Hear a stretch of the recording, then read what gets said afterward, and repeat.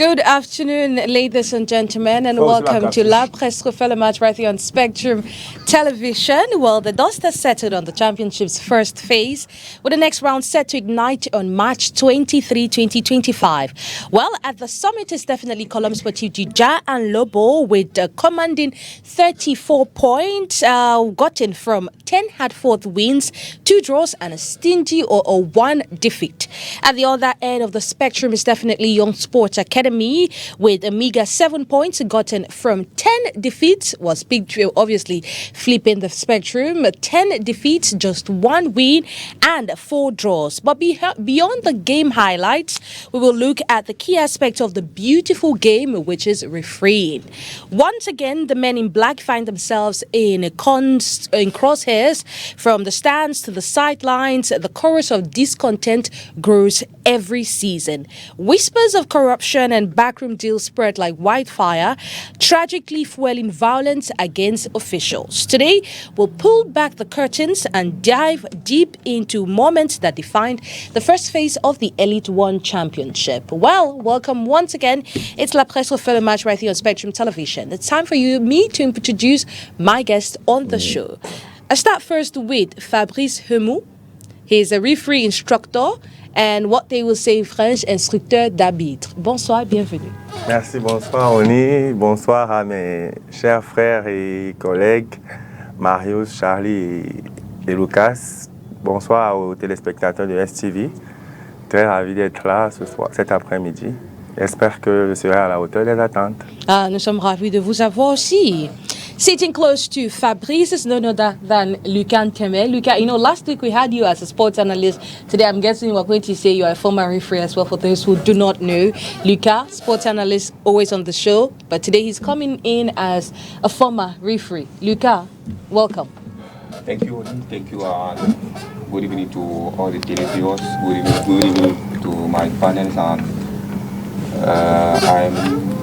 And today you present me as a former referee. I'm not yet a former referee. Oh, you're still referee. I'm still a referee. True. And, I'm happy to be there to comment the news with my colleagues, my friends and brothers.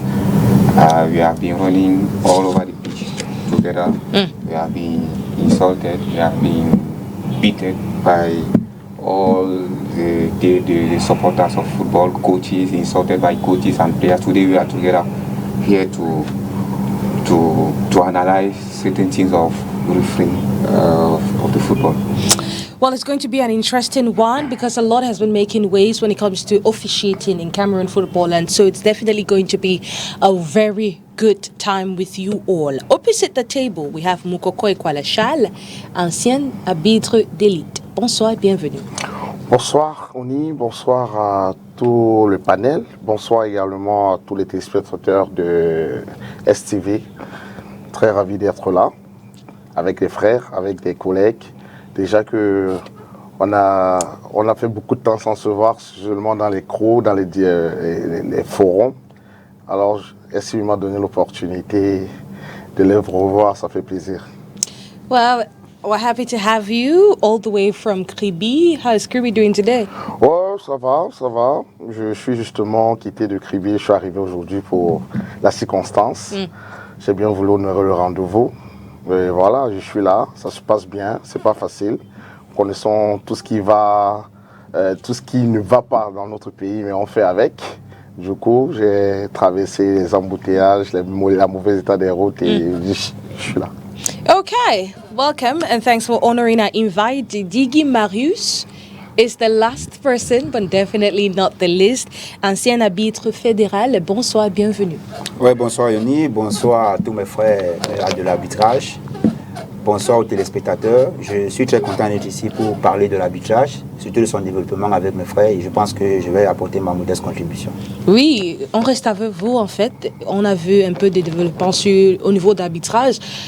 L'année passée, on a dit il ne faut pas que le gardien tienne le ballon à plus de 8 secondes. voici un nouveau, you know, a new rule added to FIFA when it comes to refereeing. Mais est-ce que ça se respecte au Cameroun? Parce qu'on voit souvent les gardiens de but tardent plus de 8 secondes avec le ballon. Est-ce que ça se respecte? Oui, ça se respecte parce que je pense que c'est un problème aussi au niveau de l'interprétation. Quand on dit 8 secondes, ce n'est pas forcément 8 secondes qui est sur le chronomètre. Chaque arbitre sait comment il compte ces 8 secondes. Maintenant, tu ne peux pas venir siffler un coup franc indirect dans un match assez compliqué de 8 secondes parce qu'il faut tenir compte du contexte et de l'environnement des matchs. C'est vrai, la loi dit que si un gardien tient un ballon pendant 8 secondes, il faut siffler. Maintenant, il faut tenir compte de l'esprit aussi de la loi. Quel sera l'impact de la décision dans le déroulement de la rencontre? Quel sera l'impact de la décision dans l'environnement du match? Je pense que c'est à chaque arbitre qui sait comment il fait pour essayer d'interpréter cette partie de la loi.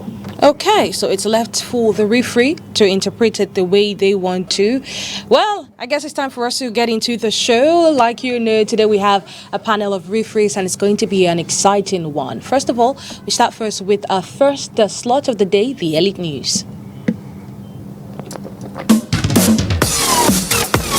Parcours.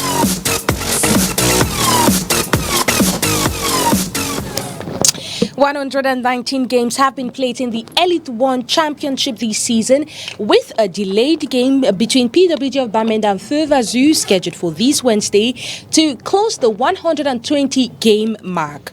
Close to 248 goals have been scored from over 117 players, thanks to, it's thanks to Sonny Armstrong that we have this stat, obviously.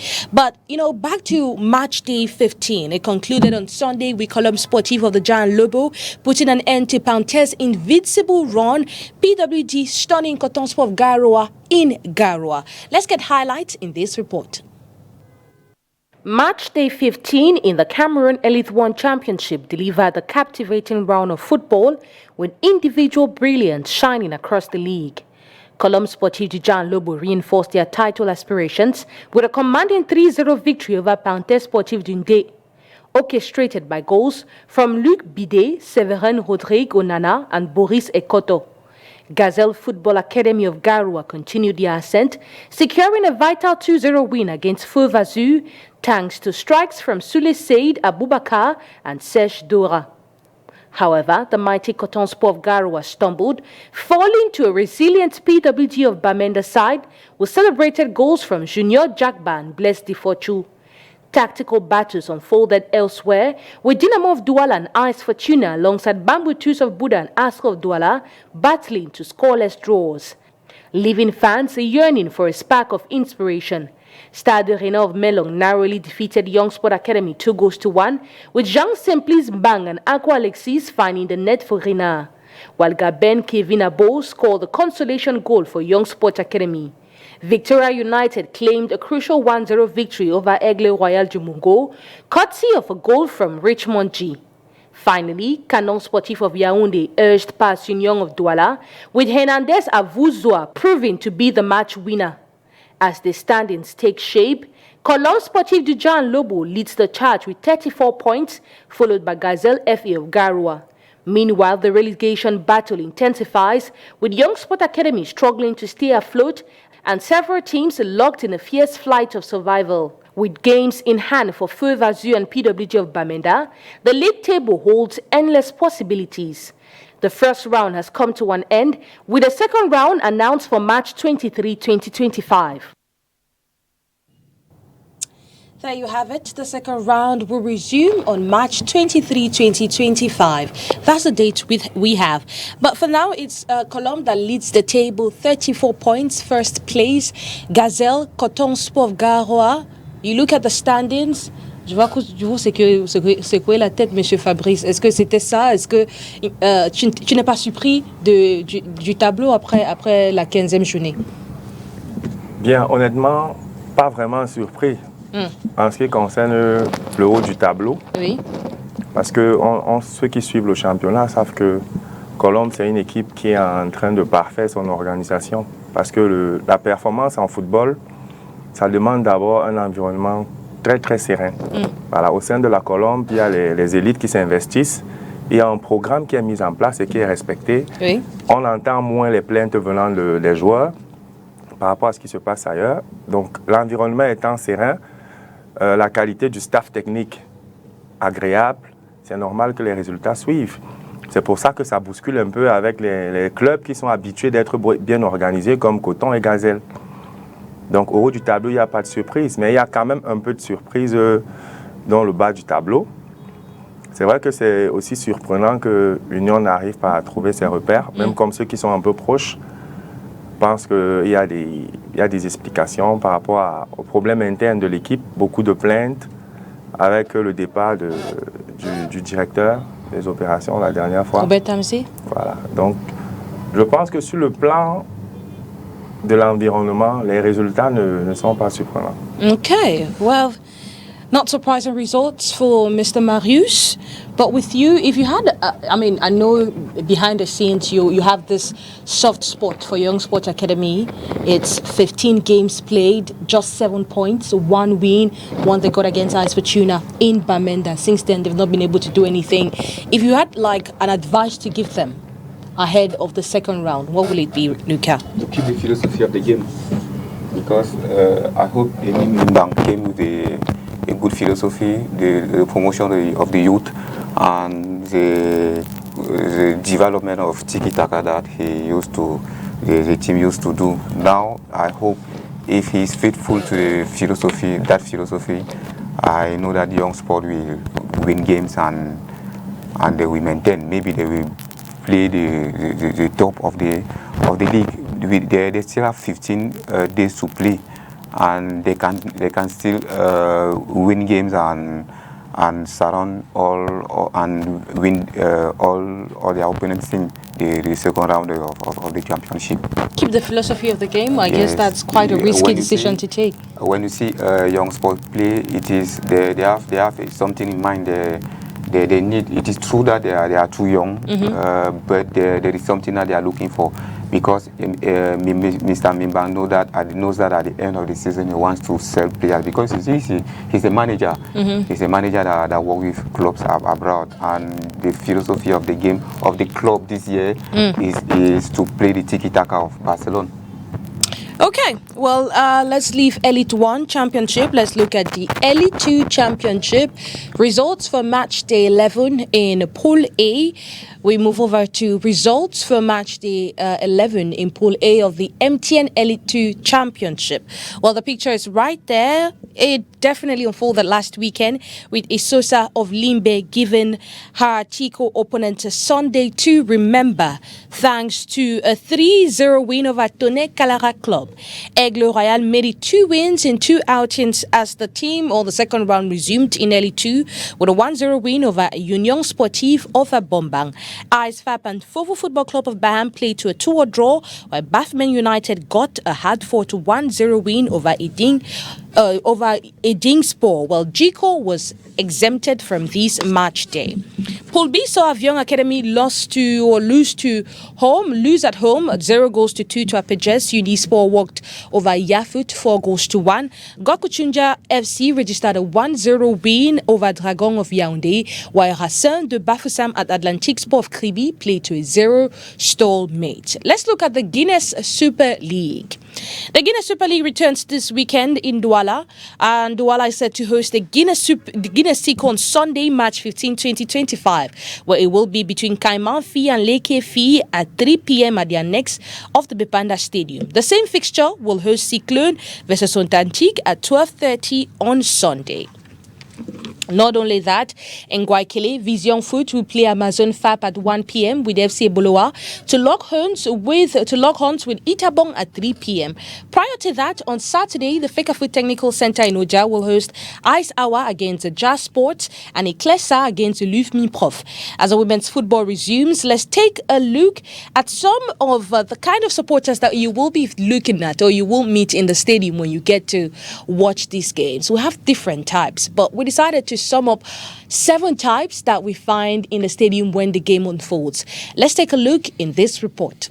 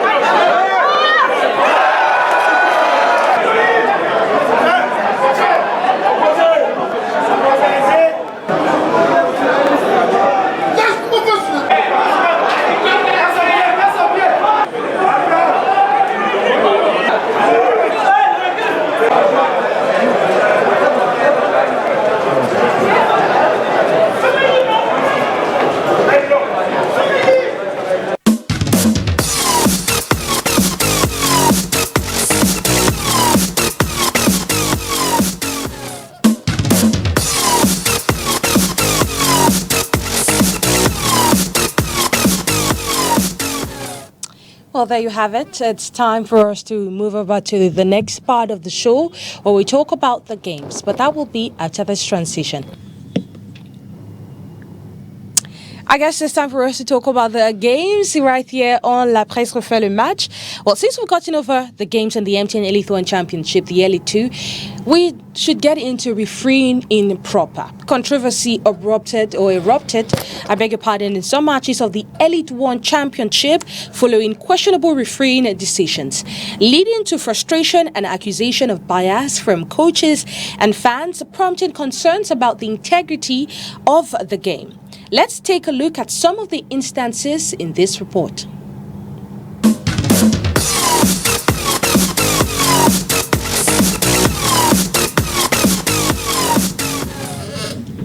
The first round of the MTN Elite 1 Championship has concluded amidst notable refereeing controversies. J'ai joué contre les arbitres, hein.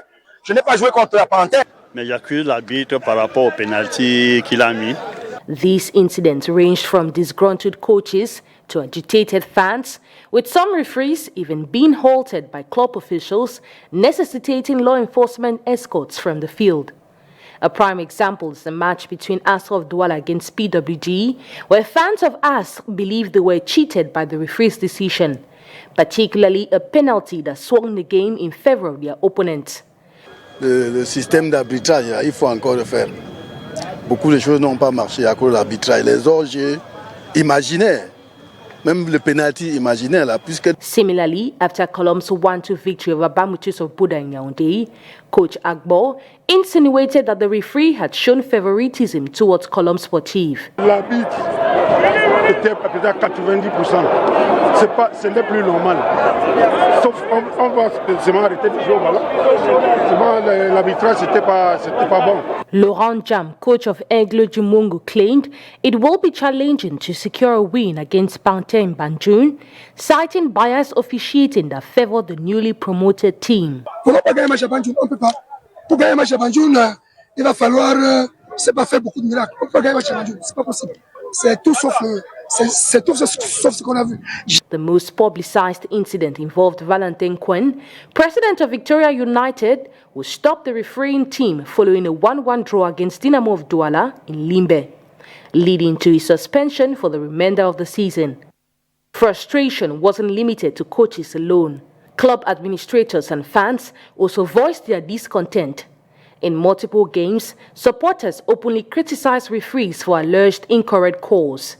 During a match between Union Sportive of Douala and Dynamo of Douala, some supporters moved close to the pitch to protest nearly every action made by the referee. Furthermore, there have been reports of fans insulting, threatening, and attempting to intimidate referees when they felt the decisions made were unjust. Although the situation hasn't escalated to physical violence as seen in previous years, it raises questions about the quality and integrity of the referee's work, as well as the reaction of individuals who resort to violence. There you have it. Presque tous les matchs, si ce n'est pas les joueurs, il y a toujours un truc qui revient. Les arbitres. Moukoko, qu'est-ce que tu penses de ça? Oui, déjà, il faut déjà dire que la non-connaissance des lois de jeu fait en sorte que beaucoup comment je pourrais le dire, de profanes, comprenez, se perdent dans le sens où s'ils n'arrivent pas à comprendre déjà les lois de jeu, les interpréter sera encore tout autre. Comprenez un peu.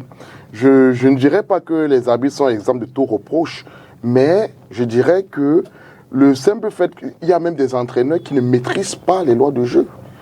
Vous voyez, quand nous suivons le reportage, les entraîneurs qui se plaignent, il n'y avait pas penalty. Il ne peut pas vous parler technique. Il ne vous parlera pas technique. Il ne vous dira pas qu'est-ce qu'il y a eu effectivement au niveau de la surface quand il dit les pénaltys imaginaires. Il ne vous dira rien. Mais son équipe est en difficulté. On attend des résultats. Le bouc émissaire sera forcément l'arbitre. Moi, je dis toujours, nous, les arbitres, que ce soit en interne, on a des autocritiques qu'on fait, il y a des séminaires qui sont faits, il y a des stages pour améliorer les performances, c'est vrai. Mais quand vous allez voir le plus souvent les gens qui grattent sur les arbitres, c'est la non-connaissance de l'ordre de jour, l'interprétation. Encore, comprenez un peu. Bon, ça a toujours été notre, comment dire ça, toujours été la pierre dans le caillou, parce que chaque fois que une équipe est, en mal, le bouc émissaire, c'est l'arbitre. Vous comprenez? Mais technique, loi de jeu et autres, ne connaissent pas. Mais comment voulez-vous donc juger quelqu'un sur quelque chose que vous ne connaissez, vous ne maîtrisez pas d'ailleurs, ou vous ne connaissez pas, parce que maîtriser encore toute autre chose. Comment? D'office, il y aura toujours ce que vous allez toujours aller dans les stades, quand il y aura une situation. Comment quelqu'un peut parler d'un hors-jeu imaginaire? Il est situé où? Est-ce qu'il sait même où il faut se placer pour dire que l'assistant a enlevé un hors-jeu imaginaire? Lui, de sa position, peut-il dire qu'il y a un hors-jeu imaginaire? Vous voyez, on va entrer dans cette question-réponse et autres, et ça ne va rien donner. Mais est-ce qu'il y a quelqu'un qui a dit que les arbitres sont venus aujourd'hui pour nous tuer? Est-ce qu'un arbitre peut s'élever, par exemple, pour aller officier un match et pas tuer l'équipe? Moi, j'ai un problème avec les entraîneurs de notre championnat, avec les entraîneurs de nos équipes d'élite. J'ai l'habitude de côtoyer certains, on a l'habitude de discuter par rapport à ce sujet. Moi, je leur dis toujours que vous ne pouvez pas commencer un championnat d'élite, un championnat professionnel, sans faire appel à l'expertise d'un arbitre. Même dans les championnats professionnels, on voit comment les arbitres, en début de saison, pas dans les clubs, leur donner les cours sur les lois du jeu avant de commencer le championnat. On a 16 équipes en première division. Je ne suis pas sûr que 3 équipes ont appelé les arbitres pour parler non seulement des lois de jeu et des modifications de lois de jeu. Aucune équipe. Quand il dit même 3 équipes, c'est beaucoup. Maintenant, les équipes arrivent en match. Il y a des situations qui relèvent de l'arbitrage. On ne dit pas que nos collègues ou bien nos petits frères, peut-être ils ne commettent pas des erreurs. Il y a des erreurs d'arbitrage comme l'erreur humaine. Mais un arbitre ne sort pas de chez lui pour venir gâter un match. Ce n'est pas possible.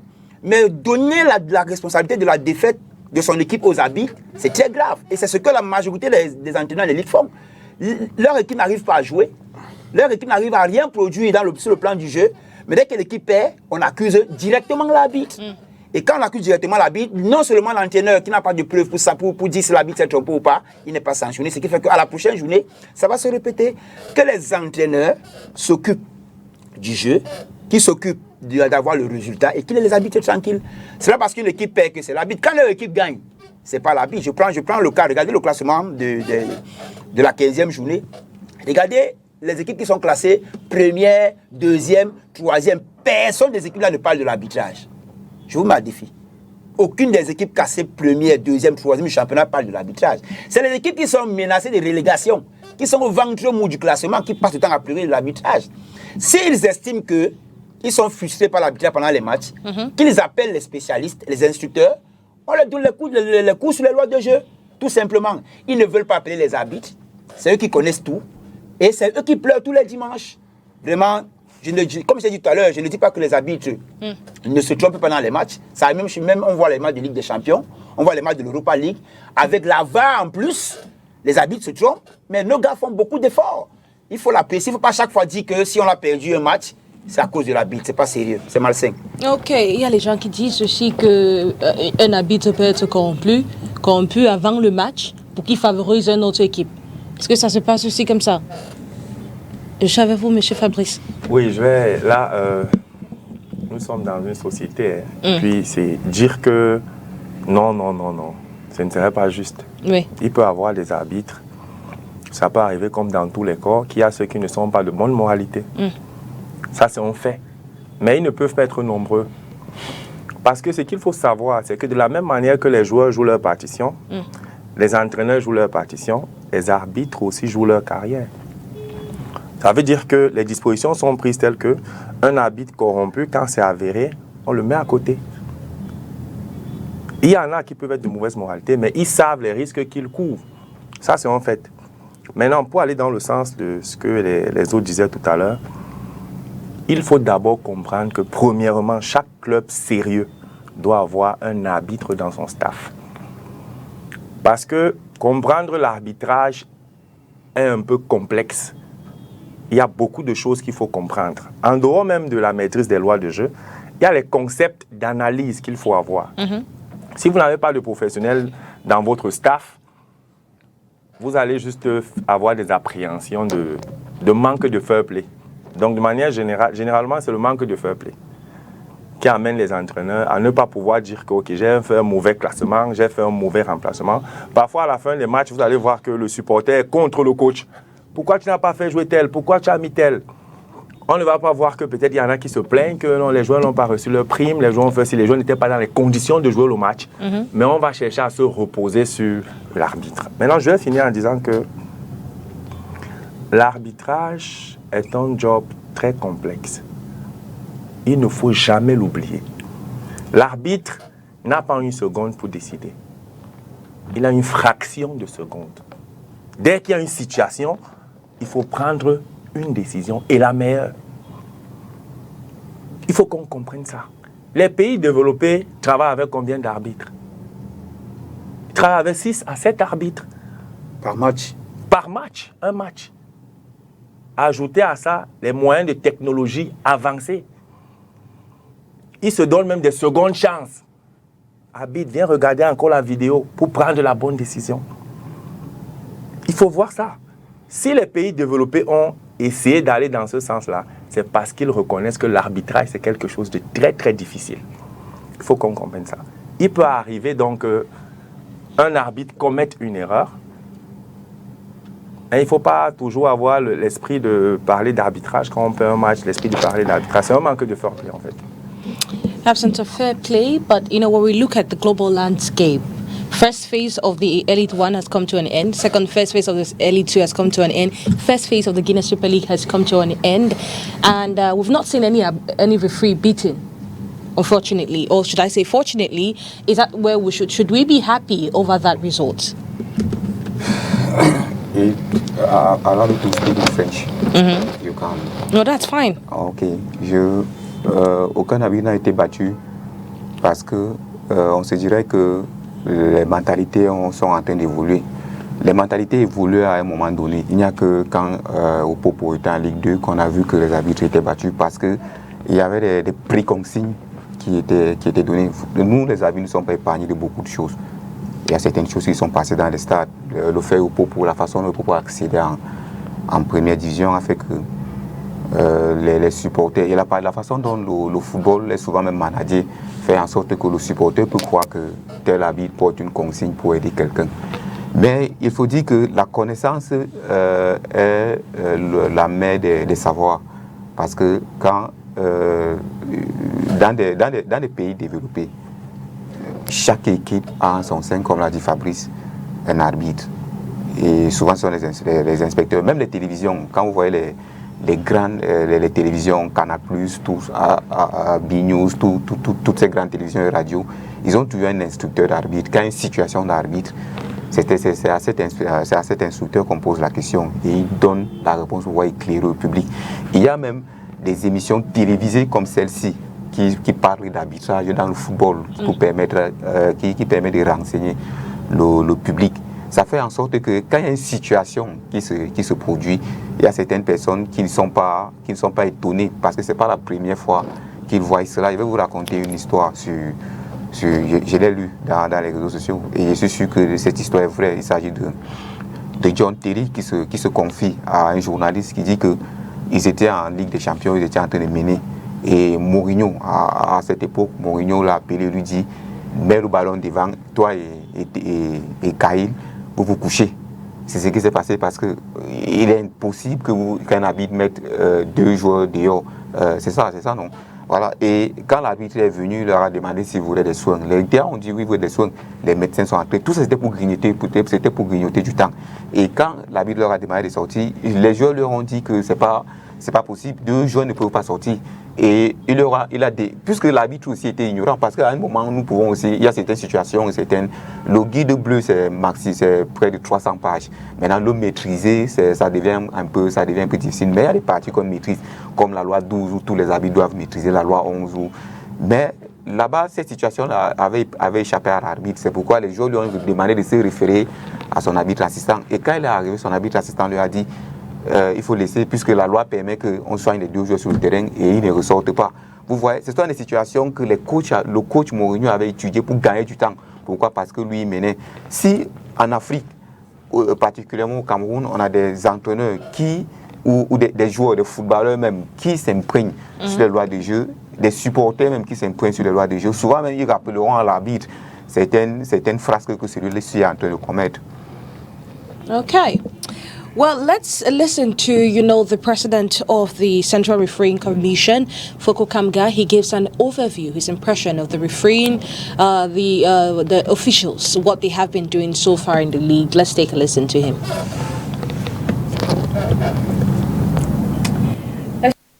Foko Kamga. En tant que président de la commission centrale des arbitres, nous sommes satisfaits du travail que les arbitres ont abattu durant cette première phase. Vous savez, un championnat à 16 clubs, c'est pas du tout facile. Toutes les journées, les clubs veulent gagner des matchs. Chaque fois qu'ils entrent dans les stades, c'est pour gagner un match. Et vous savez que le seul juge de tout ça, c'est l'arbitre.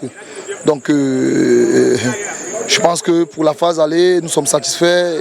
Il n'y a pas eu tant de bruit que ça. Et lorsqu'on ne parle pas de l'arbitrage, ça veut dire que les choses se passent bien. Vous savez, dans tous les matchs de football, il y a toujours les plaintes. Et comme j'ai l'habitude de dire aux entraîneurs, ils entraînent leurs joueurs pour jouer un match de football. Ils entraînent les attaquants pour marquer les buts. Mais vous savez, lorsqu'un attaquant ne marque pas les buts, on continue de lui faire confiance. Donc, il y a des jours sans. Un arbitre peut se tromper sur une situation, bien sur deux situations dans un match. Ça peut arriver. Mais il faut savoir que les arbitres sont des hommes. Mais ce que nous vous disons, c'est que les arbitres, quand ils viennent jouer un match de football, ils se battent et ils font tout pour que le match se passe dans de bonnes conditions. Parce qu'ils sont censés être dans la neutralité. C'est eux qui sont là pour juger des situations. Et après, qu'est-ce que vous voulez que je vous dise? Mais les entraîneurs se plaignent toujours. Mais ce que je veux vous faire comprendre, c'est que il y a... Et comment je veux dire les choses? Ce que je veux dire, c'est que si vous attendez qu'on joue un match de football sans qu'un entraîneur ne se révolte ou du moins ne se plaigne d'une situation, ce serait difficile. Mais vous savez, après, ils se plaignent. Mais lorsqu'il y a des vidéos qui démontrent que les arbitres avaient raison, qu'est-ce qu'on dit par la suite? On ne dit rien par la suite. Ce qu'on retient, c'est la plainte qu'ils ont préférée. Mais je pense que les cas que vous dites, ce sont les cas isolés. Nous sommes à la 15e journée du championnat. Si vous prenez une journée de championnat, c'est environ 8 matchs. Je crois que c'est 8 matchs. C'est 8 matchs. Si vous multipliez par 10 journées, on est à 80 matchs. Si vous prenez fois 15 journées, on est à 120 matchs. Si vous me dites que sur 120 matchs qui ont été officiés, on a 3 ou 4 matchs où il y a eu des cris, mais je pense que nous sommes dans la bonne note. Prenons seulement le ratio de 4 matchs et de 4 sur 120 matchs. Vous voyez que si on veut donner la note aux arbitres, on serait peut-être à 16 ou à 17 de moyenne. Donc moi je pense qu'on ne peut pas jouer 80 matchs sans que les coachs ne se plaignent. Ça va toujours arriver. Mais le plus important, c'est que les arbitres continuent de performer, de s'entraîner et surtout de tout faire pour que les choses se passent dans de bonnes conditions. Mais pour l'instant, je pense que les choses qui sont passées, ce sont des événements qui peuvent arriver dans des matchs et nous ne nous en plaignons pas. Ce que nous demandons aux arbitres parfois, c'est pas de collaborer, mais c'est de discuter avec les entraîneurs, même dans les matchs, même avec les joueurs, de communiquer avec eux. Parce que vous savez, il y a des situations que les entraîneurs critiquent ou discutent, pas parce qu'il y a effectivement des erreurs, mais parce qu'ils ne comprennent pas. Vous voyez un peu, c'est pas toujours que... et donc, les arbitres doivent pouvoir comprendre les entraîneurs qui peuvent être ignorants d'une situation. Ils doivent pouvoir comprendre les joueurs qui peuvent être ignorants d'une situation. Et à partir de ce moment, lorsque vous avez identifié ce fait-là, ce que vous devez faire, c'est de collaborer et de discuter avec les entraîneurs. Même pendant le jeu, vous pouvez le faire. Maintenant, s'ils restent belliqueux, à partir de ce moment, vous les laissez à leur sort. Et donc, on a aussi vu, comme vous avez dit, on a vu des entraîneurs qui ont été belliqueux, on a aussi vu des suspensions, des entraîneurs qui ont été sanctionnés dans les matchs. Ils ont reçu des cartons rouges et après, ce qui reste à faire, c'est la commission d'homologation de discipline qui fait son travail. Donc moi, je pense que pour le match de Astre, comme vous dites, c'est ce qui s'est passé. Je ne sais pas s'il y a un autre match qui vous a été litigieux pour vous. Well, there you have it. Les arbitres doivent expliquer aux coachs les règles du jeu. Moukoko. Non, pas expliquer les règles du jeu. Le président a été très clair. Il doit communiquer. Ouais, il a été très clair parce que, en fait, c'est ce qui manque beaucoup à certains collègues, vous voyez, qui sont tellement sûrs d'eux et très carrés dans leur prise de décision, dans le sens où ils n'ont rien à dire à personne. L'arbitre aujourd'hui n'est plus celui-là qui était, comme on disait avant, Moumou, si on peut utiliser le terme. Aujourd'hui, il y a la communication. C'est-à-dire, c'est pas forcément venir expliquer au coach, bon, vous savez pourquoi j'ai sifflé là-bas. Non, c'est-à-dire que, non, quand il y a pénalty, il a sorti la main. C'est une communication, une explication rapide, brève et précise. C'est-à-dire, est-ce qu'il y a pénalty là? Oui, non. Coach, il a sorti la main, et la main est décollée, il a augmenté la superficie de son corps. En fait, c'est comme ça qu'il faut communiquer, même avec les joueurs. Comme le président le disait tantôt, c'est très clair. Aujourd'hui, Quand un joueur peut se plaindre, il dit non, il n'y a rien là-bas, tu es tombé, hein, debout, il n'y a rien là-bas. Il faut, c'est-à-dire, l'arbitre est celui-là, il n'est pas un policier. C'est pas pipi avec les mains et les gestes, non. L'arbitre aujourd'hui, c'est celui-là qui met. Comme le fait que les joueurs sont ignorants, comme on l'a développé ici, il peut donc, avec il peut faire de l'arbitrage, de la pédagogie. L'arbitrage pédagogique. Un arbitre pédagogue. Ça veut dire qu'il n'est pas toujours en train d'expliquer, mais en passant, il touche 2-3 mots. Le joueur qui reçoit, il n'y a rien. Non, il n'y a rien debout. Tu es tombé. Tu as profité d'un léger contact. Debout, monsieur. Vous voyez un peu. Le joueur lui-même se lève et en souriant. Non, il y a quelque chose. Non, laisse tomber. Allez, concentre dans ton match. Les coachs qui viennent vers les arbitres également, à la fin, non, coach, il y avait. C'est-à-dire, en partant, en souriant, il n'y a rien là-bas. Oh non. Votre manière même révolte aussi le coach. Et acceptez même par moment aussi, dire même au coach que oui, coach, on va rectifier, ça va. Ok, j'ai compris. Merci, coach. Merci. C'est-à-dire, cette communication, c'est ce que le président essaie de faire comprendre. Parce que certains arbitres sont tellement hautains, certains arbitres sont tellement carrés, ils ne tiennent même pas compte de l'environnement, ils ne tiennent même pas compte du fait qu'ils sont ignorants. Et voilà, d'autres répondent d'eux-mêmes. Ça veut dire que c'est tout ça qui lève des tensions. Vous voyez des arbitres qui sortent carrément sur grosse escorte souvent. Parce qu'il faut aussi noter qu'il y a certaines qui ne veulent pas comprendre tout ça. Hein. Comme il a dit, si les gens sont belliqueux, vous prenez votre position. Mais s'ils sont ouverts au dialogue, à la communication, on le fait. C'est la même chose que dans une situation, pendant que tout le monde crie, l'arbitre va faire du geste qui a poussette. Vous voyez un peu. C'est ce genre d'explication brève comme ça que voilà, quand le président parle, il demande de communiquer. Parler un peu de communication, on a vu à la Coupe du Monde féminine, Coupe du Monde U20 si je ne me trompe pas aussi, là où l'arbitre pas regarder la VAR, il vient ou elle vient, elle explique la décision et pourquoi elle a pris la décision là. Est-ce que ce n'est pas un truc aussi qu'on peut intégrer dans le championnat? Notre championnat n'a pas la bonne de VAR. Non, mais il explique en fonction de ce qu'il a vu quand même. Non, il faut déjà comprendre que c'est les gens. Moi, j'estime que ce n'est pas un bon exemple parce qu'on n'a pas la bonne de VAR. Maintenant, je comprends là où vous voulez arriver. Je pense que s'il y a une situation de pénalty, l'arbitre siffle un pénalty contre une équipe et que l'entraîneur pense qu'il s'est fait abuser, le pénalty va se jouer. Après, le match va continuer. Mais que l'arbitre est soit ce psychologue, soit cet éducateur, soit ce pédagogue qui peut s'approcher de l'arbitre de l'entraîneur de façon anodine, et lui dit pourquoi, quelles sont les raisons qui l'ont poussé à s'y faire une faute. Maintenant, il y a des entraîneurs qui sont belliqueux. Il n'y a pas de conversation avec un entraîneur qui est belliqueux. Ça, moi, je vous le dis en tant qu'arbitre. Il y a les entraîneurs qui sont réceptifs, c'est-à-dire qu'ils viennent à côté de l'arbitre et disent, gars, réfléchis. Ce que tu as sifflé, je n'ai pas compris. Ça te donne la possibilité d'expliquer. Qu'ils comprennent, qu'ils ne comprennent pas, au moins tu lui as dit quelque chose, il va peut-être te rappeler 2 jours, 3 jours après pour essayer de comprendre de plus en plus ta décision. Mais je dis une chose, c'est que avant de critiquer un arbitre, c'est une situation de jeu. Comme Fabrice a dit tout à l'heure, les concepts d'analyse, il faut comprendre ce que tu veux critiquer. Ça ne sert à rien de critiquer une situation que tu ne comprends rien. Je prends le cas du pénalty contre les Astres, où on a vu l'arbitre Ngadi Fong donner le carton rouge au Côte Zabo. Le Côte Zabo était dans tous ses états. Mais quand vous regardez l'image de la faute, il y a faute. On va revenir sur ça. Son défenseur est en reculant dans le dos. Il ne voit pas son adversaire qui est derrière. Son adversaire qui peut jouer un ballon, c'était un centre. L'adversaire peut jouer un ballon et son défenseur vient tomber sur l'attaquant. Quelle faute par imprudence. L'arbitre siffle le pénalty. Il se fâche. Il se fâche pourquoi? Autant de choses, il y a des situations comme ça, au moins 15 situations, que quand tu vas expliquer, ils vont se rendre compte qu'il y avait faute ou il n'y avait pas faute. Donc pour critiquer un arbitre, il faut avoir des éléments techniques pour comprendre pourquoi il a sifflé ou bien n'a pas sifflé. Parlons des situations de jeu qui créent beaucoup de polémiques. On parle des pénaltys. Oui, et je voulais qu'on regarde les images aussi. Les images des pénaltys. Parce qu'on voit, on dit, quand tu pousses, parfois quand les gens sortent du stade, ils disent que il était poussé dans la surface des réparations, on doit accorder un pénalty, comme celle-ci. Ou le prochain qui va venir, on le pousse. Mais dans le match, aucun pénalty était accordé pour cette action. Oui. Mais il y a des actions aussi comme ça, qu'on a vu sur les autres matchs, qu'on accorde le pénalty. Ce qui me pousse maintenant à demander, est-ce qu'il y a des différences entre... Qu'est-ce qui fait la différence du fait qu'on t'accorde le pénalty pour certaines actions ici, mais pour d'autres actions, on ne vous accorde pas le pénalty? Non, ce que je veux dire, c'est que de la manière qu'un arbitre siffle une faute hors de la surface de réparation, il doit être capable de siffler la même faute dans la surface de réparation. Maintenant, c'est une question d'analyse, c'est une question de positionnement, c'est une histoire d'angle de vue. Parce que quand on monte la caméra comme ça, comme cette image que vous montrez là, on ne voit pas l'arbitre. Il faut qu'on, parce que la manière que vous montrez la vidéo, il faut qu'on regarde le positionnement de l'arbitre. Est-ce qu'il avait un bon angle de vue? Est-ce qu'il avait toutes les informations qui est capable de siffler penalty ou pas? C'est autant de choses. Ce que nous on voit à la télé, ce n'est pas forcément ce que l'arbitre voit. Je ne veux pas dédouaner les vidéos qu'on vient de monter qu'il y a penalty ou pas. Mais je veux faire comprendre que pour siffler une faute, est-ce que l'arbitre était bien positionné? Est-ce que l'arbitre était dans le bon angle?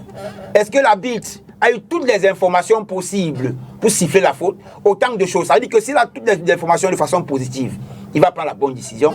Mais il suffit qu'un élément manque à son analyse pour qu'il prenne la mauvaise décision. Donc, la faute que Fabrice peut siffler penalty dans la surface, moi je peux ne pas siffler penalty dans la surface. Mais après, on va aller à l'autocritique, on va lui sortir la vidéo avec les experts, les instructeurs, et chacun va essayer de défendre comment je peux dire ça, sa décision. Fabrice, on a vu les deux premières images quand même. On n'a pas donné le penalty. Est-ce que tu penses qu'on pouvait donner le penalty là-bas ou c'était une action seulement que ça pouvait couler? Bon, je vais... Il faut permettre, parce qu'on peut oublier. Oui. J'ai failli oublier tout à l'heure.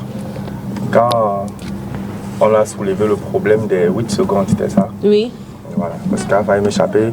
Puisque tu as demandé si on peut appliquer ça déjà au Cameroun. Il faut comprendre que ça, c'est un amendement futur. Donc, c'est un projet. Le Cameroun est encore dans 2024-2025. Et dans 2024-2025, on s'arrête encore à 6 secondes. OK. Voilà, c'est 6 secondes pour l'instant. Donc, ça, c'est un projet. C'est à partir de 2025-2026 que ça peut être adopté. Donc, c'est la précision qu'il fallait. Okay. Donc, jusqu'ici, au championnat camerounais, si le gardien tient le ballon pendant plus de 6 secondes, un coup franc direct est accordé à l'équipe adverse. Maintenant, comme il a expliqué, indirect. Et il a expliqué le reste. Ça veut dire que c'est pas comme si à chaque fois que le gardien va arrêter le ballon, l'arbitre commence à regarder le chrono. Non, quand même. C'est quand le gardien exagère en réalité qu'on le punit. OK. Maintenant, je vais revenir sur les questions. Les autres ont donné des éléments importants. Ce n'est pas parce que les gens disent qu'il y avait pénalty qu'il y a pénalty. Qu'il devait avoir pénalty. Oui. Il faut comprendre la situation. Il y a les éléments clés que l'arbitre observe. L'arbitre peut se tromper. Moi, je vais vous inviter à souvent d'aventure inviter les arbitres quand il y a des situations compliquées. En off, vous discutez avec les arbitres, ils vous donnent les éléments. Maintenant, quand on arrive sur le plateau, on présente des éléments de l'analyste avec donc les considérations qui vont permettre au public de comprendre pourquoi il fallait siffler ou pourquoi il ne fallait pas siffler. Oui. Là, ça va un peu plus instruire. Si moi, je discute comme ça des actions, penalty ou no penalty, regardez, par exemple, cette situation, si je veux qu'on stoppe, mais on ne peut pas le faire parce que l'image est déjà lancée. Bon, si on avait discuté en off, on allait faire les screenshots, on stoppe ici, on développe pour que les gens comprennent. Rialo, c'est possible qu'on stoppe un peu sur l'image là? Oui, vous pouvez continuer. Voilà, parce que... L'image des pénaltys. Oui, l'autre avant. Ouais. Ici. Voilà. Non, avant. Stop. Oui, oh, là où le monsieur, le défenseur, là où il touche le ballon là. Ici. Là. Hein? Ici. Oui. Que fait le pied du défenseur? Le pied du défenseur là touche quoi en premier lieu? Le ballon. Hein? Il n'y a pas faute. Après, on va dire faute. Il n'y a pas faute. Parce que son pied touche d'abord le ballon. Le défenseur, quand il vient défendre, c'est pour faire quoi? C'est pour empêcher l'attaquant de jouer au ballon normalement. Est-ce que ce défenseur joue d'abord au ballon? D'abord le ballon. Oui. Parce qu'il a la conquête du ballon. Hein? Après avoir joué le ballon. On regarde un peu ici aussi. Là aussi, stop ici. Avant s'il peut stopper un peu avant. Là, il y a les épaules là. Les épaules. Stop. D'abord, première question ici. Est-ce que les deux messieurs s'ils peuvent jouer à ce ballon? On y regardons les images. Est-ce que les deux messieurs, si le ballon, si les deux peuvent jouer, le vert peut jouer, le jaune peut jouer. On est d'accord? Oui. En termes d'arbitrage, on dit que le ballon là est à distance de jeu. Alors si le ballon est à distance de jeu, on peut faire un combat normal. Épaule contre épaule. Fesse contre fesse. Cuisse contre cuisse. Et là, quelle est la partie de contact ici? Quelles sont les parties qui sont en contact? On voit que c'est épaule contre épaule. Charge normale. Voilà comment ça s'explique. Okay. C'est pas parce que les gens ont dit penalty, no penalty. Non. Et c'est pour ça que moi, c'est une suggestion. D'aventure, quand il y a les pareilles situations, invitez les experts. On vient, on discute en off, on sort les éléments. Quand vous sortez l'émission, le public sort éclairé. Il y aura des situations où l'arbitre s'est trompé. Et comme il a dit, l'expert va vous faire comprendre pourquoi l'arbitre s'est trompé. Peut-être c'était parce qu'il était mal placé. Parce qu'il y a la situation-ci, par exemple, il arrête au moment du contact. S'il peut arrêter au moment du contact,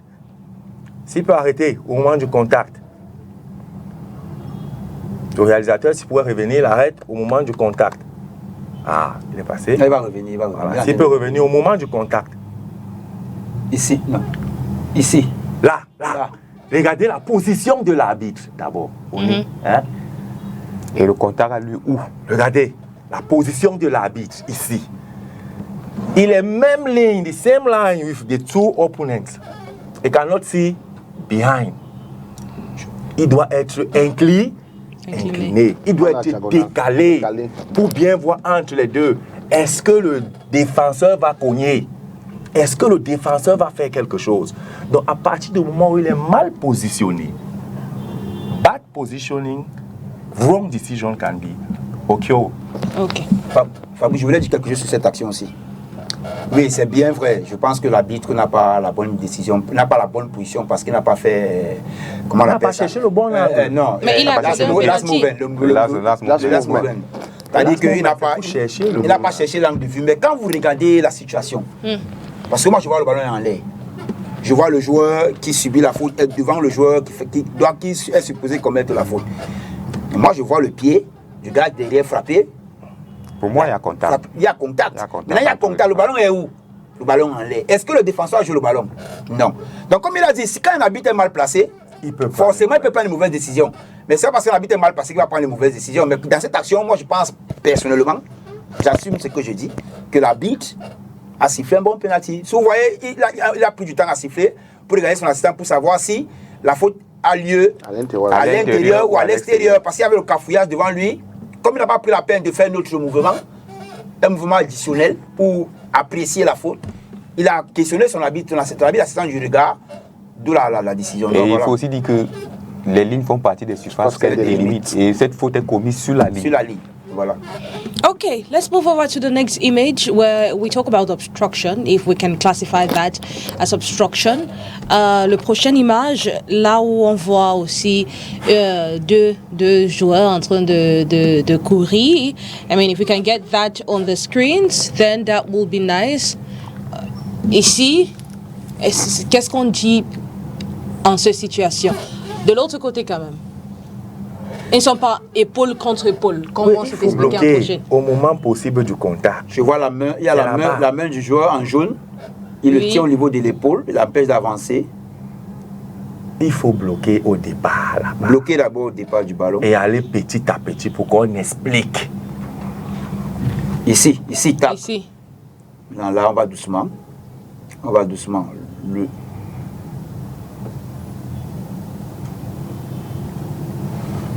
Maintenant, et l'autre chose qu'il faut savoir, les décisions fortes,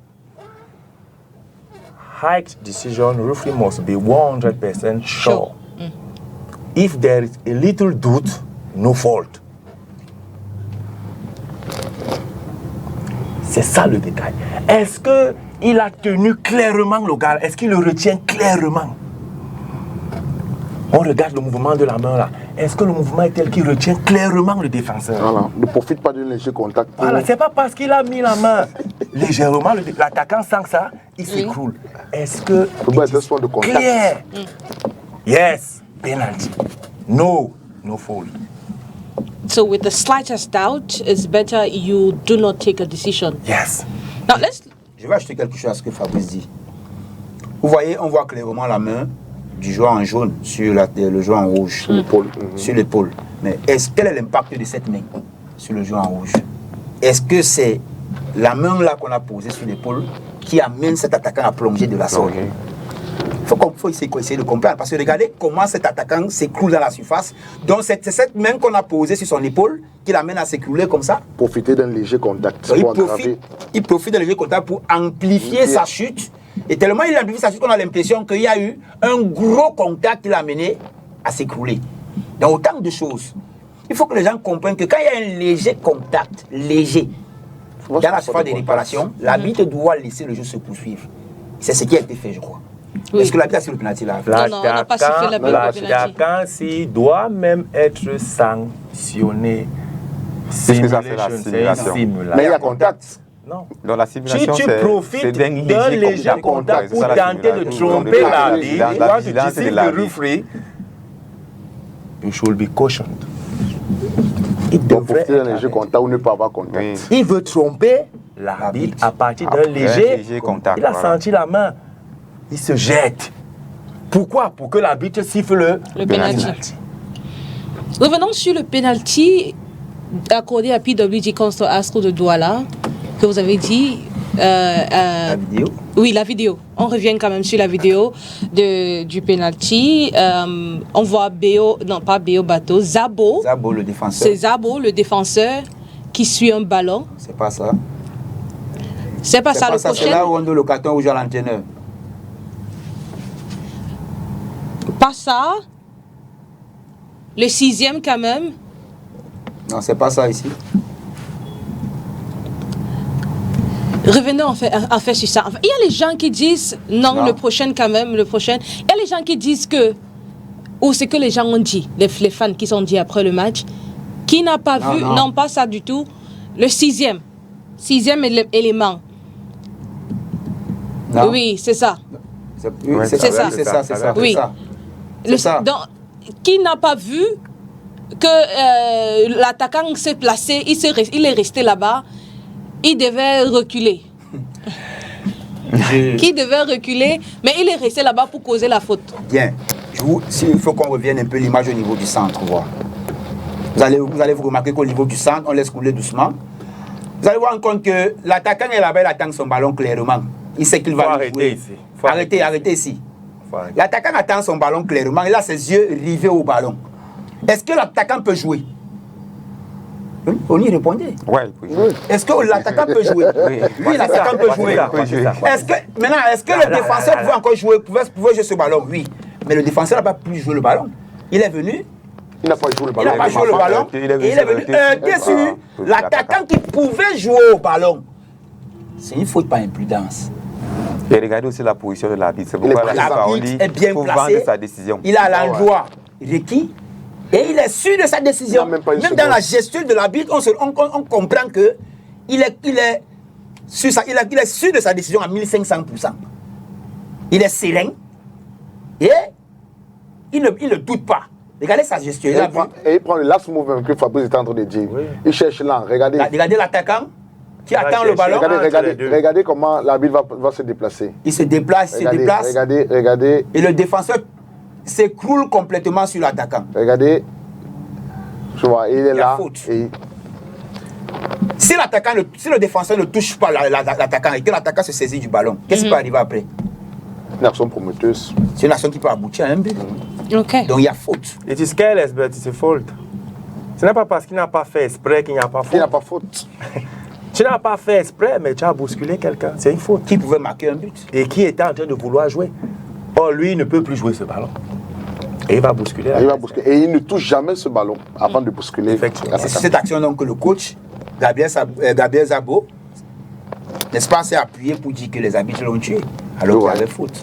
Il y a tellement de situations comme ça que la non-connaissance de tout ce que les spécialistes, les techniciens font, qui vont toujours amener, comme je disais au départ, les coachs, les joueurs et tout ce qui va avec de crier sur les arbitres. On regarde une autre situation qui s'est passée dimanche dernier. C'était Dynamo contre AS Fortuna Cette fois-ci, ce n'est pas sur un penalty ou un penalty qu'on devait accorder, mais sur le hors-jeu. On a longtemps discuté de ça. On va voir l'angle qu'on a eu, quand même. Oui. Et on voit, c'est un but marqué par, vous voyez, nous, on n'a pas vu le hors-jeu de ce côté. Mais on a vu une autre image prise par le téléphone, là où apparemment, ça se dit que Florent Batum n'était pas hors-jeu. Donc on va regarder l'image là pour voir, voilà ça qui suit. Il lève le ballon et il marque. Si le réalisateur peut bloquer au moment où le gars, si son pied veut toucher le ballon. Ouais. Quand avance encore. Quand le pied, oui, quand le pied veut toucher. Ici. Attends. Ici. Tac, ici. Voilà, à ce moment, le gars n'est plus hors-jeu par rapport à l'image que nous avons. Parce qu'il faut avoir plusieurs images pour pouvoir décrypter et savoir s'il est réellement hors-jeu ou pas. Par rapport à cette image, Batum n'est pas hors-jeu. Oui, maintenant, donc le but devait rester, c'est ça. Par rapport à l'image. Par rapport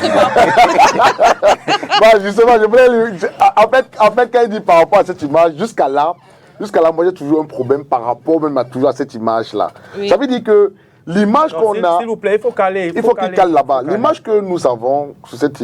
Ici, c'est bon là. Je dis toujours que... Encore un peu. L'élément qui nous aide, qui doit nous aider là, c'est le ballon. Oui. C'est le ballon. Est-ce que le ballon est derrière ou devant le deuxième attaquant là-bas à la personne de Batum?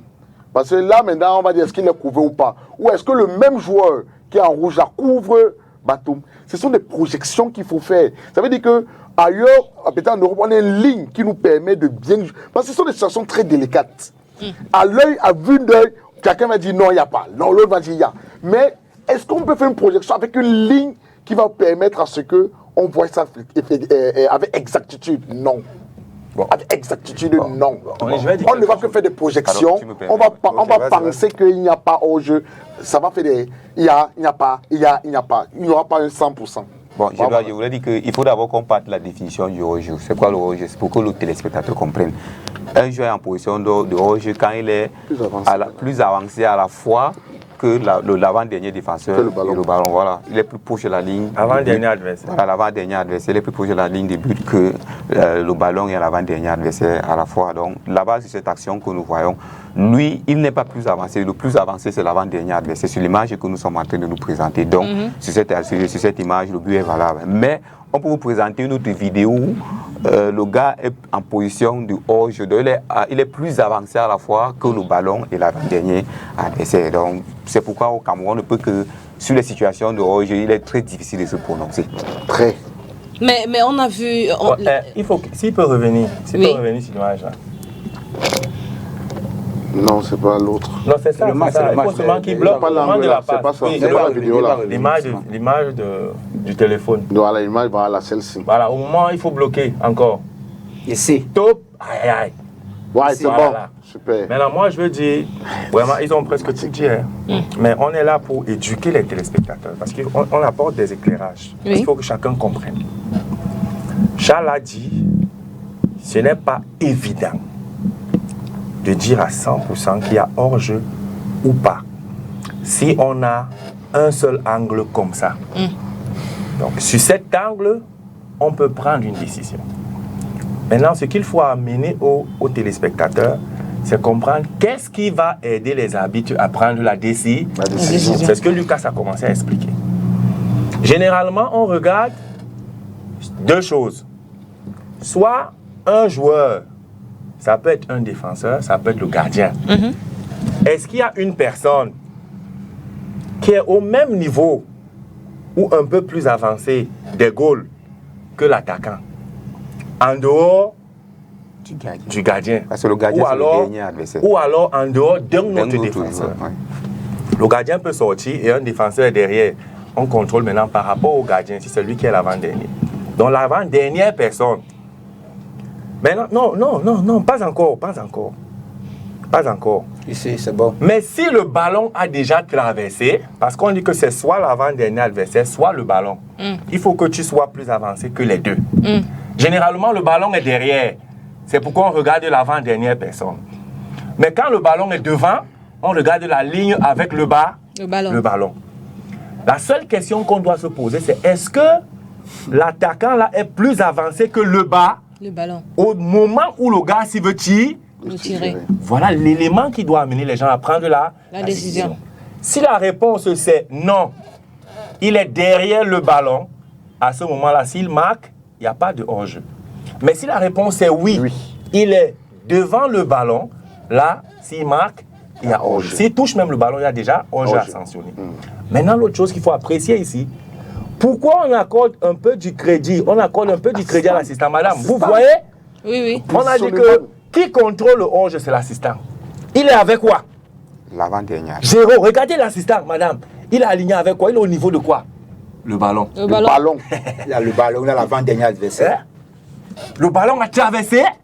Il est donc au niveau du ballon. C'est le ballon qui contrôle par rapport à l'attaquant.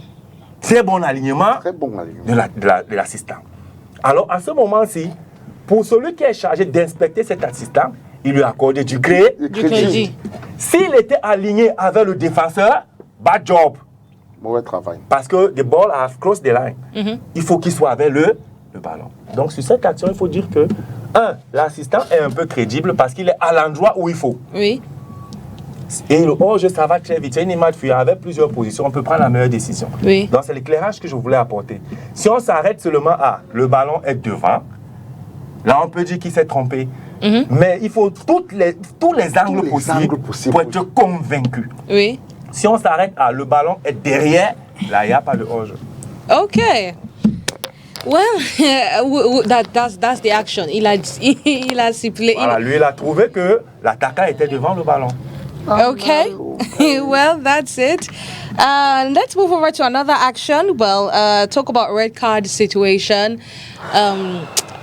Talk about another rule that is still in place. The fact que that's another rule that will take place or that will be implemented in 2025. That 2026. That only the captain has to talk to the referee. This is okay yet. Okay, that has been. Yes. That has been since this year. So, but we still see a lot of people come and crowd the referee. Is it when you see a man like Belek talking to the referee? Do you think having that how does the discussion normally go? And with what he will present as an argument, can he kind of influence the referee's decision at the end of the day? No. No player can influence the referee decision. No player should influence the referee decision. No player. Even the captain. Captain can discuss normally, but cannot influence the referee decision. Captain can discuss to understand, maybe, but captain should speak with referee with a lot of respect. If captain cannot respect referee, he will be sanctioned. That is a discussion to understand, but not to influence the decision. Not to influence the referee's decision. Okay. Cannot. Well, I want us to take a look at this image. This happened in the East region. It was between Aigle du Mungo, Union Sportive d'Abombang against Aigle de la Menoir, I beg your pardon. And we saw a referee heavily escorted after that game. It was quite a tense game, and I think that's one of the most extreme cases we've had in this season. Let's take a look at that.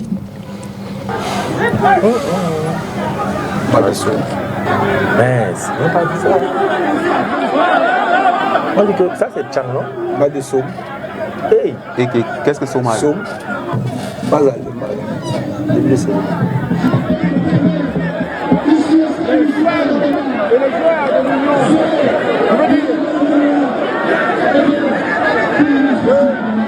L'aigle royal de la mémoire, qui n'ont pas pu arracher un match de nul, qui vont gagner par une sportive de la mémoire du jeu à Modane.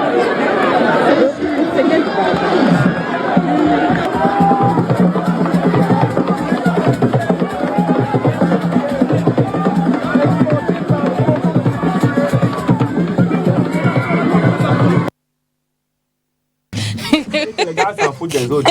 Voilà, le je veux savoir.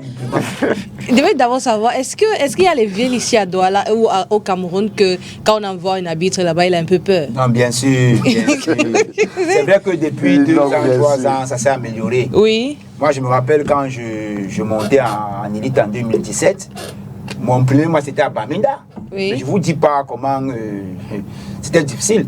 Je crois que la guerre au Nouveau commençait encore fraîchement. Et on vous dit que monsieur, votre premier match en élite dans votre carrière, c'est à Bamenda. Je ne vous dis pas ce que ça fait psychologiquement. Donc il y a des endroits où un habit ne veut pas aller. Mais il ira parce que c'est la profession. Il y a d'autres qui vont écrire pour dire que, bon, moi je ne peux pas aller dans telle ville, telle ville, telle ville. On commence à sentir que tu as peur. Bamenda, c'est compliqué. Tchanko, vous voyez là, c'est compliqué. Bafang. Bafang. Pas Bafang de maintenant, parce que Bafang d'avant, c'était compliqué. Bafang, c'est les endroits où quand on en sort dans le match, tu sais que non, tu peux aller ne pas rentrer. Donc, même si la Ligue, même si le CTFP prend les dispositions sécuritaires pour le match, ça peut dégénérer à tout moment sur une décision des arbitres. Parce que les gens n'ont pas les mêmes conceptions d'analyse des fautes comme les arbitres. Donc, ils vont peut-être penser que l'arbitre est venu à Bafang pour tuer leur équipe, l'arbitre est venu à Bamenda pour tuer leur équipe. On va commencer à dire, mais l'arbitre, c'est le même francophone. On a envoyé un francophone venir nous tuer. Autant de choses, il y a beaucoup de paramètres qu'un arbitre doit mettre en tête quand il se déplace dans les endroits assez. C'est pourquoi au départ, toi, tu as parlé de contexte et de l'environnement. Voilà. Donc, c'est un peu ça. Donc, il y a des endroits qui ne sont pas les endroits faciles pour les arbitres. Comme Tchang, qu'on vient de voir.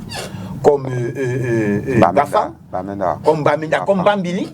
Je vous assure, quand vous entrez à Bambili pour faire un match, les équipes d'élite et les équipes de Guinée Super League, quand vous arrivez jouer un match à Bambili, vous sentez que vous n'êtes pas dans une atmosphère sérieuse. Là, d'abord, le climat n'est pas serein. Tu sens qu'à tout moment, quelque chose peut dégénérer même, qui n'a aucun lien avec le foot, parce que c'est un endroit qui est, comment je peux dire, déclaré en insécurité. Donc, l'insécurité peut quitter les populations pour venir dans le match. Et peut-être le match, une équipe du Nord-Ouest peut perdre le match et commencer à penser que c'est l'arbitre et ça prend une autre tournure. Donc, il y a des endroits où les arbitres ne veulent pas partir. Mais est-ce que ça peut aussi influencer votre décision? Tu pars dans un endroit comme ça, je sais que si, par exemple, est-ce que ça peut vous influencer quand même? Que la situation, la population vous regarde, vous met les yeux, et si tu prends, par exemple, une mauvaise appréciation du fait de jeu, on peut vous arrêter après. Est-ce que ça influence? Nos aînés ont souvent l'habitude de dire avaient souvent l'habitude de nous dire, nous quand on était, que quand vous allez dans les endroits à risque, il faut rentrer. La sécurité, c'est ça. Il faut rentrer. Parce que il va beau avoir la gendarmerie, il va beau avoir la police, le camion, il va avoir le billet.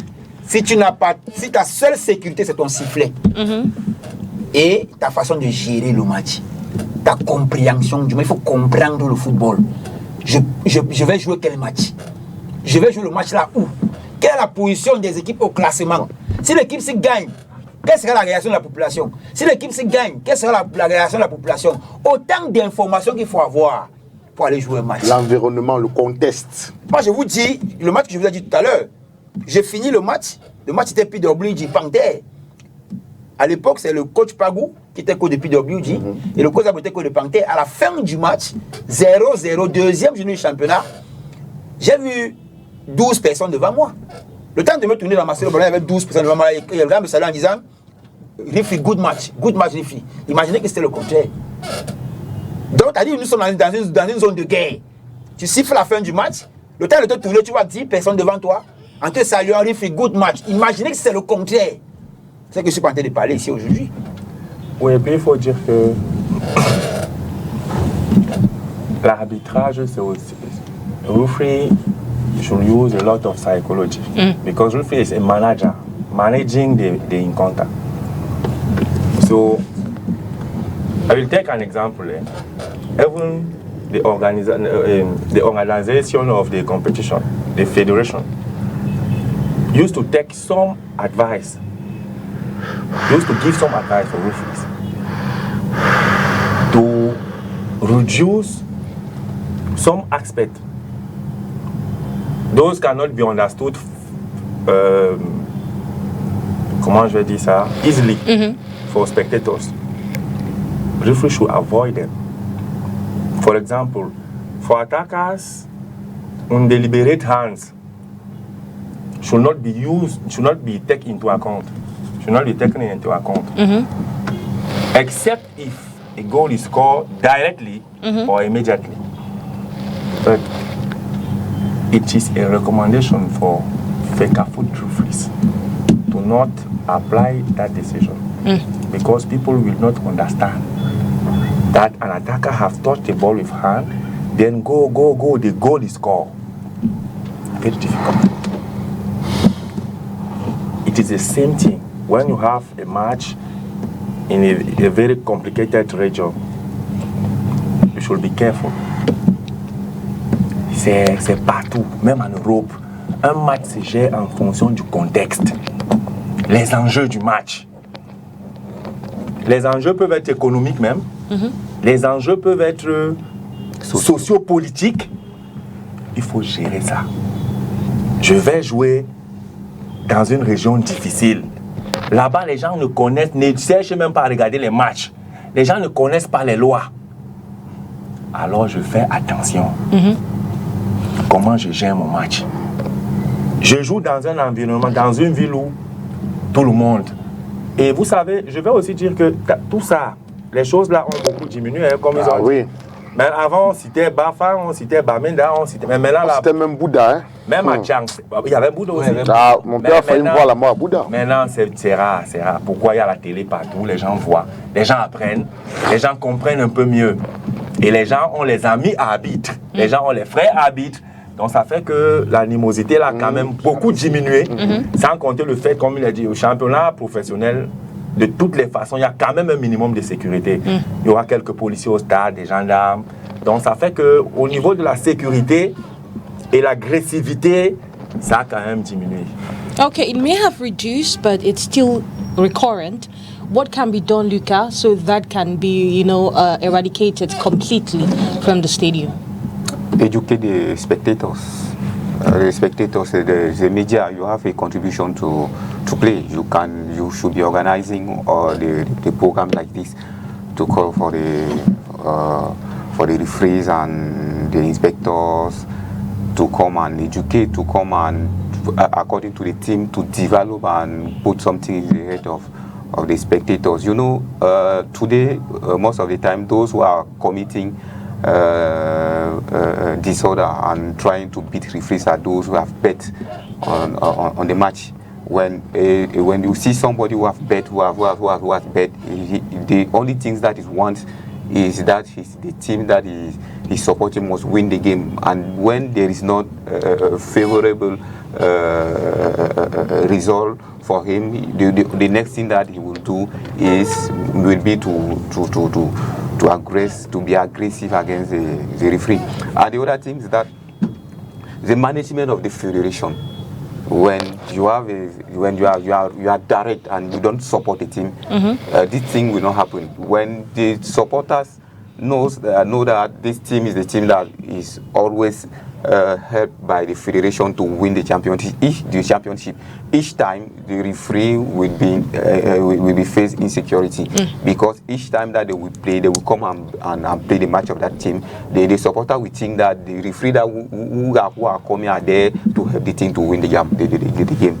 Okay, talk about the well-being of referees. This season in the MTN Elite One Championship in the first phase, unfortunately, we had an unfortunate incident at the start of the championship. We had referee Tani Shedrack that traveled to Garoua to officiate the match Coton Swap Garoua against Colombe. Unfortunately, he was substituted midway. And reasons why we had to bring that situation up to, the Tufoko Kamga, the president of the Central Referee Commission, and he tells us the reasons why some referees are substituted and why some of them are changed a night before the game. Let's take a listen to him. Il y a d'abord un teamwork qui se passe entre les arbitres avant les matchs. Donc avant les matchs, les arbitres s'appellent entre eux lorsqu'ils sont désignés. Ils s'appellent entre eux avec l'inspecteur de match. Ils créent des forums même parfois entre eux pour discuter de la préparation du match. Et ce qui est fait, c'est qu'ils s'entendent le plus souvent pour une tenue conforme, souvent en fonction de la tenue des deux équipes Parce que l'arbitre, je ne veux pas dire qu'il n'est pas prioritaire, mais ce qu'on fait souvent, c'est que lorsque les arbitres ont une tenue qui est la même que celle des équipes, nous on préfère que les arbitres changent cette tenue. C'est comme ça que les lois les prévoient. Et donc, si les arbitres n'ont pas été uniformes dans un match, vraiment, je serais vous répondre à cette question. Puisqu'ils préparent le match longtemps avant, 3-4 jours avant, ils préparent le match. Ils s'entendent sur les tenues qui vont aborder. Donc, s'ils ne sont pas uniformes, c'est qu'il y a... Vous pensez qu'un championnat peut se jouer comme ça, 15 journées, 120 matchs, avec des arbitres qui ne sont pas dans de bonnes conditions? Si les arbitres sont dans les conditions qui ne sont pas idoines pour jouer un championnat, je ne suis pas sûr que le championnat soit en train de se passer comme il se passe là. Et donc moi je pense que je ne m'arrête pas aux commentaires, je ne m'arrête pas à ce que disent les réseaux sociaux, je m'arrête aux faits. En tant que président de la commission centrale des arbitres, nous nous battons corps et âme, nous nous battons tous les jours avec les instructeurs des arbitres pour que les arbitres soient dans des conditions pour aller officier le match. Et je pense que pour l'instant, c'est ce qu'ils font. Moi en tant que président de la commission centrale des arbitres, c'est ce qui me concerne. Ce qui nous concerne, c'est de former les arbitres dans les écoles, c'est de les suivre avec les instructeurs, c'est de les mettre sur le plan physique dans de bonnes conditions avec les instructeurs physiques afin qu'ils aillent jouer les matchs. Donc moi je pense que pour l'instant les choses se passent comme nous le souhaitons et nous espérons qu'après le stage de mi-saison qui va se faire, que les arbitres reviendront en deuxième partie de saison un peu plus meilleurs parce qu'après l'objectif pour eux c'est de s'améliorer. Maintenant quand vous parlez d'un arbitre qui allait jouer à Gara et qui a été remplacé, il y a parfois des arbitres qui peuvent être blessés et dont on n'a pas l'information. Il y a des arbitres parfois qui tombent malades à la veille des matchs et parfois qu'est-ce qu'il faut faire? Il faut les changer. Je prends l'exemple du cas du match de Dynamo contre Fortuna qui s'est joué à Douala. Quand je prends l'exemple de ce match, l'assistant numéro 2, Koliosop, n'était pas programmé à ce match. L'assistant qui avait été programmé à ce match a eu un malaise. Qu'est-ce qu'il reste à faire? Il reste à le changer. Ce n'est pas un problème de condition de l'arbitre qui l'amène à ne pas être dans un match, mais ça peut être une urgence ou bien un fait majeur qui est survenu soit 24 heures, soit 48 heures avant le match. Et nous, ce que nous faisons, c'est d'éviter que les arbitres ne soient dans de mauvaises conditions. Je vais prendre notre exemple. Notre meilleur arbitre, Zemengata, qui a été désigné lors du Ballon d'Or, brillamment organisé par la Fédération camerounaise de football, Zemengata, il avait été désigné dans un match. Et la veille du match, il a perdu son papa. Qu'est-ce qu'on va faire lorsqu'il perd son papa? Lorsque moi j'ai été interpellé, j'ai discuté avec l'arbitre et j'ai trouvé qu'il n'était pas dans les conditions de produire le plus bon résultat. Et on l'a changé du match. C'est tout. Parce que le plus important pour nous aussi, c'est que nous pensons aussi, en dehors de la Fédération camerounaise de football, nous pensons aussi d'abord aussi aux équipes qui investissent de leur argent, de leur temps, de leur énergie, le président, les entraîneurs, les directeurs sportifs et même les joueurs. Et donc chaque fois que nous nous rendons compte qu'un arbitre n'est pas en capacité de se donner à 100% ou de produire le meilleur de lui-même, ce que nous faisons tout simplement, c'est que nous ne mettons pas dans un match. Mais rassurez-vous, chaque fois que nous envoyons les arbitres dans un match, chaque fois que nous envoyons les arbitres dans des matchs, c'est parce que nous estimons à ce moment-là ils sont les meilleurs pour ce match, ils sont choisis pour ce match et qu'ils vont donner le meilleur d'eux-mêmes. C'est tout ce que nous pouvons faire pour l'instant. Je crois que quand on a commencé la discussion, vous m'avez présenté, ou je me suis présenté comme président de la commission centrale des arbitres. Donc ça veut dire que moi, nous sommes en train de parler de quelque chose qui a trait à la technique. Quand je parle de la technique, ça veut dire que ça a trait à leur entraînement, à leur formation, à leur suivi sur le plan technique. Maintenant, si vous évoquez le problème de salaire, je vous dirais simplement que les arbitres ne sont pas salariés. Donc je ne peux pas répondre sur une question qui n'est pas vraie dès le départ. Les arbitres ne sont pas salariés. Donc je ne peux pas répondre si un arbitre a le salaire alors qu'il n'est pas salarié. Donc, there you have it, Foko Kamga, President of the Central Referee Commission. Now, I just want to ask, when you guys have been referees, officiated different matches, what is exactly, do our referees always put in the best conditions? Today, would you say the condition in which a referee or the way they treat a referee today has ameliorated from previous years? And if it's not so, what can be done? En comparaison avec les années d'avant, est-ce que les arbitres sont mieux traités dans tous les plans aujourd'hui? Et si ce n'est pas le cas, qu'est-ce qu'il peut faire ou qu'est-ce qu'on peut faire pour améliorer cela? On commence par vous. Oui, déjà il y a un problème qui vient d'être soumis là, c'est la tenue des arbitres. C'est la tenue. Les arbitres ont d'abord ce problème-là actuellement que s'il faut aller officier les rencontres, ils ne pourront pas facilement être uniformes parce qu'ils n'ont pas de dotation. Voilà le premier problème aussi sur cet élément. Il n'y a pas de dotation. Le président parle qu'ils ont assez de temps. Pour faire quoi? Pour aller prendre les maillots des autres, pour être uniforme. Mais c'est très grave. C'est très mauvais ça. Ça veut dire que chaque année, il doit y avoir des dotations pour que nous soyons uniformes.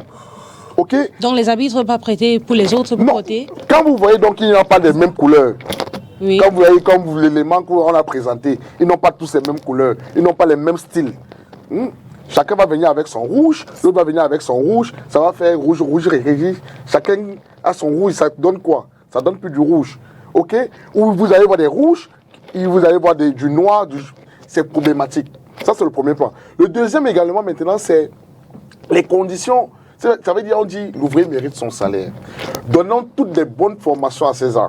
Donnons-leur des meilleurs stages. Donnons-leur à manger 7 fois par jour. Donnons-leur à l'eau au point de l'eau minérale avec laquelle ils se lavent. Mais après cela, ils n'ont pas le paiement. Moi, je dis, c'est zéro. Parce que les conditions auxquelles ces arbitres doivent peut-être se déplacer, faire des voyages, psychologiquement, ils ne sont pas bien. Les arbitres camerounais sont trop forts. Il faut dire ça à vos confrères. Ils ont un mental d'acier. Ça veut dire que quelqu'un qui sait que le bailleur est en train de le chasser, il est en train de s'endetter, mais il réussit à aller dans des matchs, à voyager et fait moins. C'est pas possible. C'est-à-dire que j'en ai même la chair de poule. Ces arbitres sont excessivement forts. Ailleurs, dans d'autres contextes, moi j'ai la chance d'aller dans d'autres pays. Juste pour ajouter, combien on paie les arbitres après pour officier les matchs en Elite 1, en Elite 2? Non, c'est une grille. Ça veut dire que vous ne pouvez pas dire d'office que c'est 100 000, c'est 10 000. C'est une grille. Et tout est fonction de beaucoup de paramètres. Le paramètre voyage, les déplacements. Souvent, nous-mêmes, on n'arrive même pas à savoir. Je vais vous le dire honnêtement. Parce que souvent, vous pouvez voir une même distance. Douala, Douala pour le nord. On vous donne un montant. Le nord pour Douala, ça change. À un moment, vous n'arrivez même plus à comprendre. Il y a beaucoup de choses qui ne marchent pas dans ce domaine-là, de ce côté-là. Pour vous dire que les arbitres ont... Avant, je peux le dire, avant, on ne payait pas aussitôt. Il ne faut pas que les gens viennent sur les plateaux, racontent n'importe quoi. 1, 2, 3 journées, mais à la 4e journée, vous souriez. Le sourire est jusqu'aux oreilles, carrément. Parce qu'il y a des rappels, comme dans l'armée, il y a des rappels et vous êtes content. Mais aujourd'hui, ça a perdu. Ça veut dire 1, 2, 3. Et ce n'est pas seulement les arbitres. Les inspecteurs des matchs qui voyagent, qui s'endettent. C'est très difficile, Oni. C'est très dur. À un moment, vous demandez comment ces gars réussissent même à faire des non-pénalty vrais que nous avons vus. Comment ils arrivent à le faire? Mais ce sont des génies. Moi, je dis ils sont très forts. Parce que le contexte auquel ils sont, les conditions auxquelles ils sont en train d'aller même officier cette rencontre, vraiment, c'est aberrant. Ok. Avez-vous? Qu'est-ce qu'on doit faire? Comment vous avez trouvé la situation aujourd'hui? Et qu'est-ce qu'on doit faire pour améliorer? Il faut aussi la solution. La solution. Oui. Moi, je pense qu'il faut dire les faits. Il faut dire la vérité. Moi, je pense qu'il faut dire les faits. Et il faut dire la vérité. Depuis le 11 décembre 2024, non, depuis le 11 décembre 2021, jusqu'à aujourd'hui, comme on est assis sur ce plateau-ci, les arbitres n'ont pas eu de dotation en équipement. Il faut que les gens sachent clairement que les arbitres de l'Elite 1, les arbitres de l'Elite 2, depuis le 11 décembre 2021, n'ont reçu aucune dotation en équipement. Je ne sais pas si vous comprenez ce que ça veut dire. C'est trop grave.